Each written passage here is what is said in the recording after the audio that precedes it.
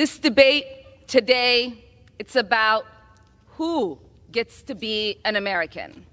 What opinions do we have to be counted as Americans? This is what this debate is about, Madam Speaker. There is this idea that you are a suspect if you are an immigrant, or if you are from certain parts of the world, or a certain skin tone, or a Muslim. It is no accident that members of the Republican Party accused the first Black president, Barack Obama, of being a secret Muslim. It is no accident that former President Donald Trump led a birther movement that falsely claimed he was born in Kenya. Because to them, falsely labeling the first and only President of the United States of America a Muslim and African immigrant somehow made him less American. Well, I am Muslim. I am an immigrant, and interestingly, from Africa. Is anyone surprised that I am being targeted?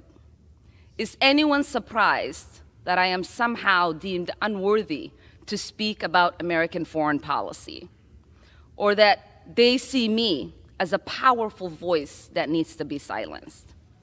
Frankly, it is expected, because when you push power, power pushes back. Representation matters. Continuing to expand our ideas of who is American and who can partake in the American experiment is a good thing. I am an American who was sent here,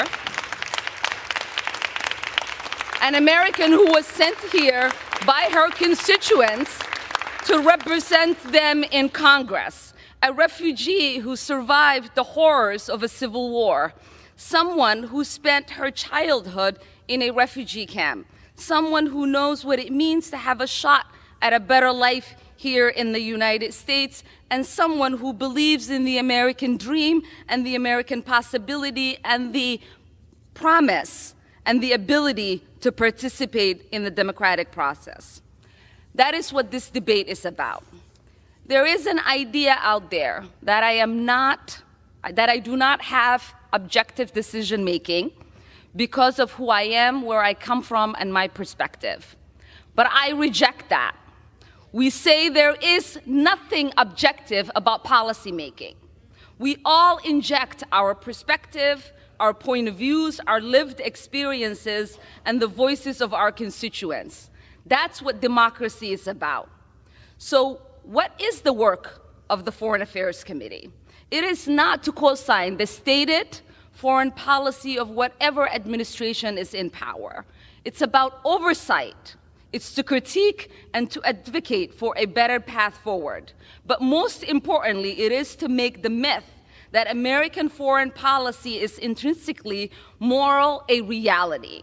So I will continue to speak up because representation matters. I will continue to speak up for little kids who wonder who's speaking up for them. I will continue to speak up for families around the world who are seeking justice, whether they are displaced in refugee camps or they are hiding under their beds somewhere like I was, waiting for the bullets to stop. Because this child, survivor of war, would have wanted that. The 9-year-old me would be disappointed if I didn't talk about the victims of conflict, those that are experiencing unjust wars, atrocities, ethnic cleansing, occupation, or displacement like I did. They are looking to the international community and the United States, asking for help. They look to us because the international community and the United States profess the values of protecting human rights and upholding international law. So we owe it to them not to make this a myth, but a reality. I didn't come to Congress to be silent. I came to Congress to be their voice. And my leadership and voice will not be diminished if I am not on this committee for one term. My voice will get louder and stronger, and my leadership will be celebrated around the world as it has been. So take your vote or not. I am here to stay, and I am here to be a voice against harms around the world and advocate for a better world. I yield back. I'm a king, yes, I'm a king, I'm a king,